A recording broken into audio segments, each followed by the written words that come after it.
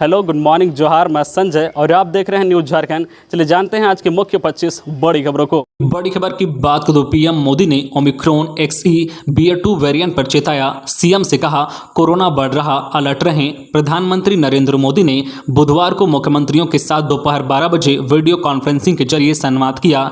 देश में कोरोना की चौथी लहर आने के प्रबल संकेतों के बीच पीएम मोदी राज्य में कोरोना वायरस संक्रमण से निपटने की तैयारियों के बारे में सभी सीएम को अलर्ट किया।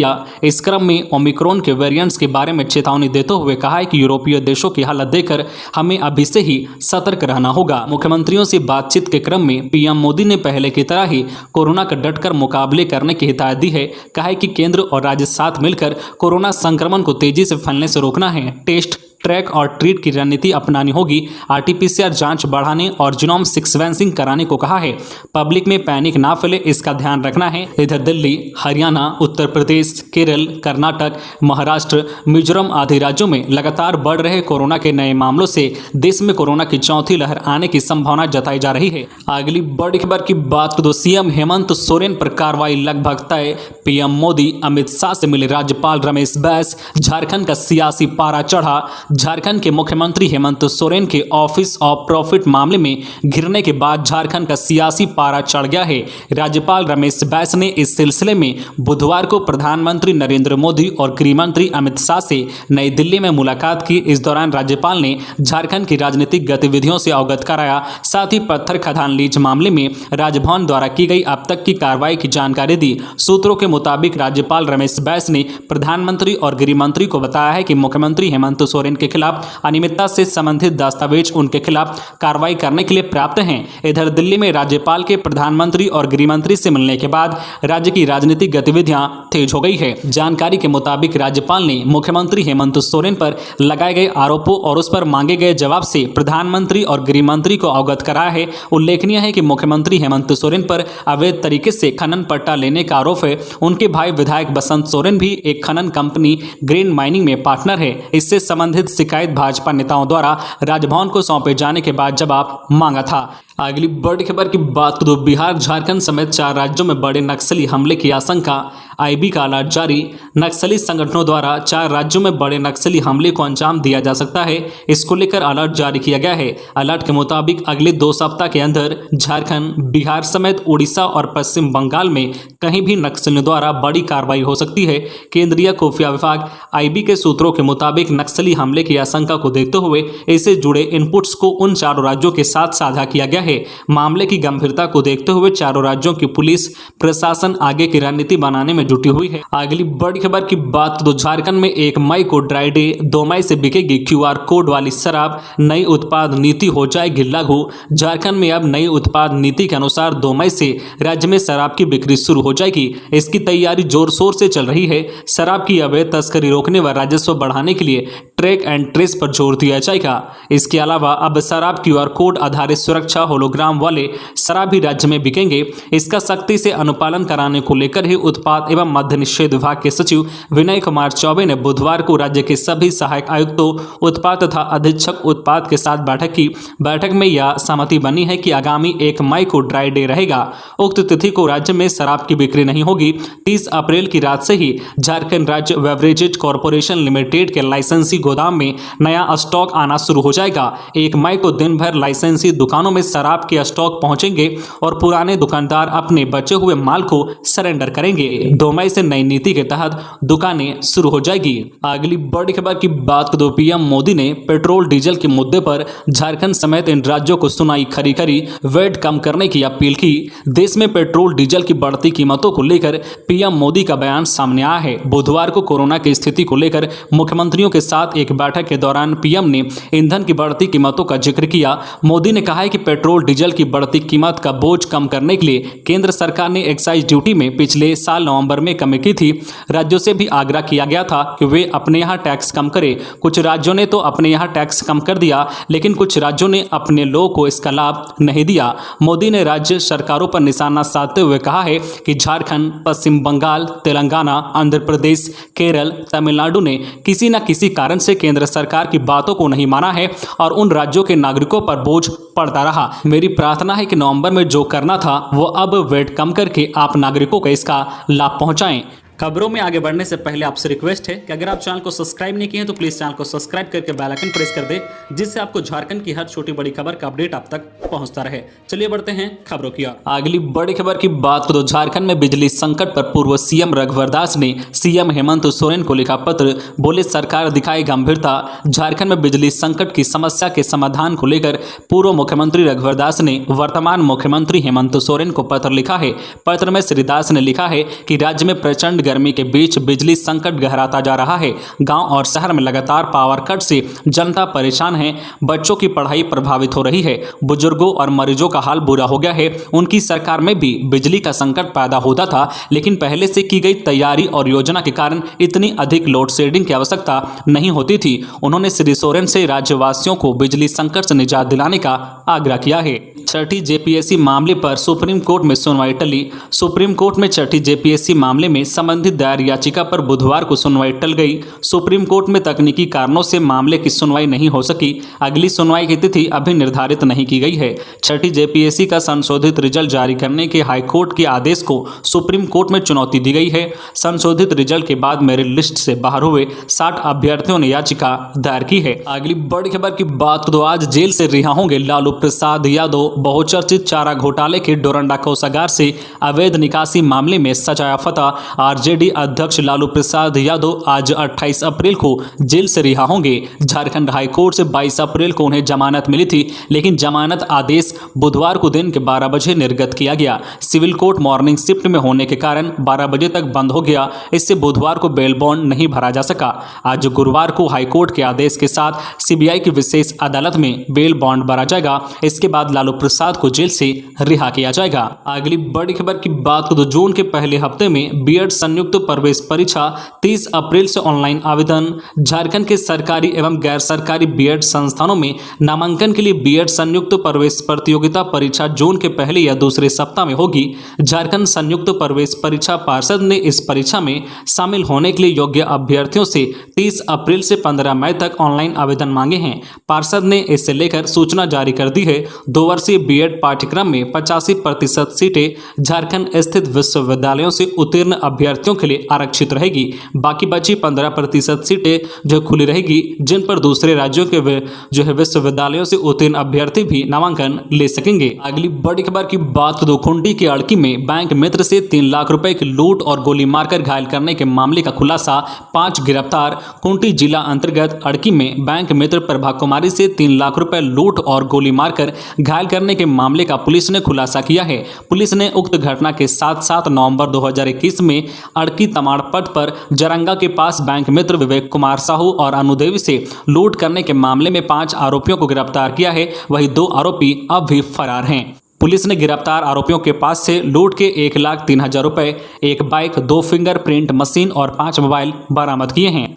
अगली बड़ी खबर की बात करें तो हेमंत सरकार पर हमलावर हुआ विपक्ष। बिजली पानी के बहाने सत्ता पक्ष की घेराबंदी शुरू। दुमका में बोले मरांडी, सीएम विधानसभा की सदस्यता छोड़ेंगे या होंगे बर्खास्त। झारखंड में राजनीतिक सरगर्मी अपने पूरे उफान पर है। गर्मी के मौसम में प्रदेश में पैदा हुए बिजली संकट के बीच विपक्षी दल भाजपा सड़कों पर उतर गई है। आम लोगों से जुड़े बिजली पानी के मुद्दे को आगे बढ़ाते हुए भगवा ब्रिगेड ने सत्ता पक्ष को घेरना शुरू कर दिया है।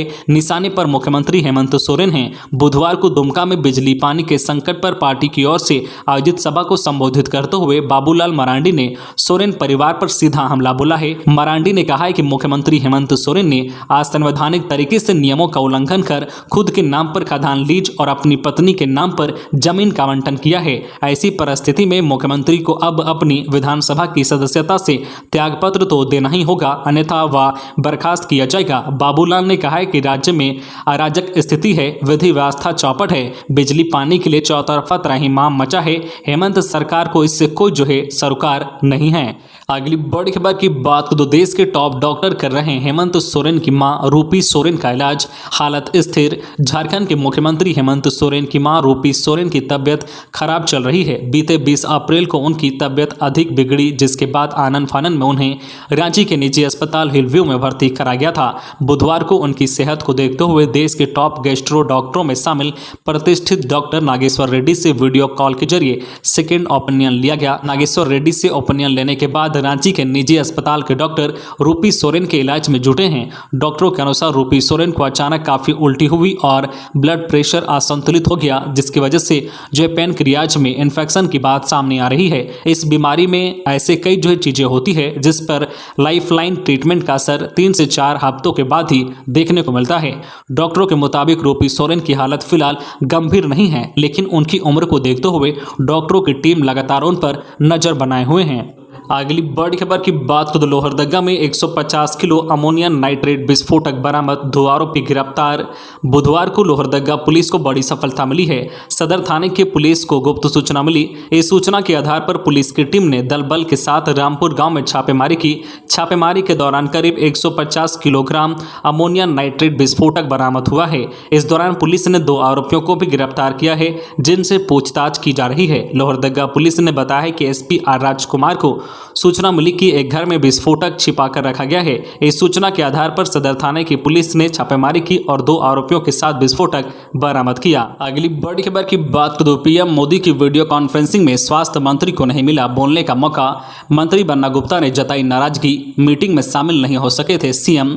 देश में कोरोना की चौथी लहर की आशंका को देखते हुए पीएम नरेंद्र मोदी ने बुधवार को मुख्यमंत्रियों और स्वास्थ्य मंत्रियों से वीडियो कॉन्फ्रेंसिंग के जरिए चर्चा की। इसमें पीएम नरेंद्र मोदी ने कोरोना से निपटने की तैयारियों को जाना। हालांकि वीडियो कॉन्फ्रेंसिंग में झारखंड के मुख्यमंत्री हेमंत सोरेन निजी कारणों से उपस्थित नहीं हुए। झारखंड की ओर से स्वास्थ्य मंत्री ही शामिल हुए, लेकिन उनको भी बोलने का मौका नहीं मिला। इस पर स्वास्थ्य मंत्री ने नाराजगी जताई। अगली बड़ी खबर की बात करें तो किरासन तेल से जलता लालटेन हुआ ब्लास्ट, युवक घायल। हजारीबाग जिले के टाटीझरिया प्रखंड अंतर्गत झारपो की जो है कुमरन बागी में मंगलवार की रात्रि दिव्या सिंगार स्टोर नामक दुकान में किरासन तेल से जलता लालटेन में तेल डालते समय ब्लास्ट हो गया, जिससे दुकानदार टिंकू कुमार बरनवाल पिता महावीर बरनवाल उम्र लगभग 40 वर्षीय बुरी तरह से झुलसकर घायल हो गया। वही दुकान में रखे सामान में भी आग लग गई, जिससे दुकान में रखी लाखों की संपत्ति जलकर राख हो गई। घायल युवक टिंकू बरनवाल को इलाज के लिए हजारीबाग शेख भिखारी अस्पताल शाह मेडिकल कॉलेज ले जाया गया, जहां चिकित्सकों ने गंभीर हालत को देखते हुए रांची रिम्स रेफर कर दिया। ज्ञात हो कि पिछले वर्ष भी किरासन तेल ब्लास्ट के कारण कई लोग की जान गई थी। अगली बड़ी खबर की बात करें तो पंचायत चुनाव रद्द करने की मांग को लेकर टाना भक्तों का आंदोलन दूसरे दिन भी जारी। कई सरकारी ऑफिस को बंद कराया। झारखंड पंचायत चुनाव को रद्द करने की मांग को लेकर लातेहार में टाना भक्तों का आंदोलन दूसरे दिन भी जारी रहा। बुधवार को टाना भक्तों ने टोली बनाकर प्रखंड शाह, अंचल कार्यालय, अनुमंडल कार्यालय, वन प्रमंडल समेत कई जो है कार्यालयों में अधिकारी व कर्मियों को बाहर निकालकर ताला लगा दिया। इस दौरान वन प्रमंडल कार्यालय में डीएफओ रोशन कुमार ने टाना भक्तों को काफी समझाया, लेकिन किसी ने एक नहीं सुनी। वन प्रमंडल कार्यालय में ताला लगाने के बाद सभी टाना भगत समाहर न्यायालय पहुंचे और आंदोलन स्थल पर बैठ गए। अगली बड़ी खबर की बात करें तो पलामू में पुलिस की छापेमारी, पंचायत चुनाव में हिंसा के लिए लाए गए हथियार बरामद, 2 गिरफ्तार। पलामू पुलिस पंचायत चुनाव में सुरक्षा को लेकर विशेष चौकसी बरत रही है। असामाजिक तत्वों के खिलाफ कार्रवाई की जा रही है। इसी के तहत अवैध हथियार रखने वालों के खिलाफ छापेमारी में 2 अपराधियों को गिरफ्तार किया गया है। विश्रामपुर एसडीपीओ सुरजीत सिंह ने प्रेस कॉन्फ्रेंस में बताया है कि पुलिस को गुप्त सूचना मिली थी कि विश्रामपुर थाना क्षेत्र के गुरहा गांव में राजेश सिंह उर्फ कलाई सिंह के घर अवैध हथियार रखा गया है। इसका उपयोग पंचायत चुनाव को प्रभावित करने के लिए किया जाना था।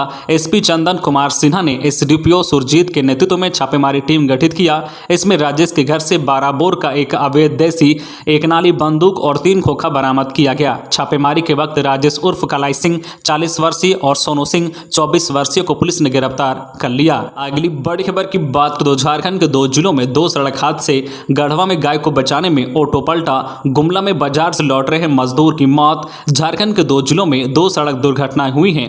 पहली घटना बुधवार को गढ़वा जिले में हुई है। इसमें श्री बंसीधर नगर मुख्य मार्ग पर एक गाय को बचाने के चक्कर में ऑटो पलट गई। घटना में 8 लोग घायल हो गए हैं। दूसरी घटना मंगलवार देर रात गुमला में हुई। इसमें बाजार से लौट रहे मजदूर को थाना रोड में अज्ञात ट्रैक्टर ने रौंद दिया। इलाज के दौरान मजदूर की मौत हो गई।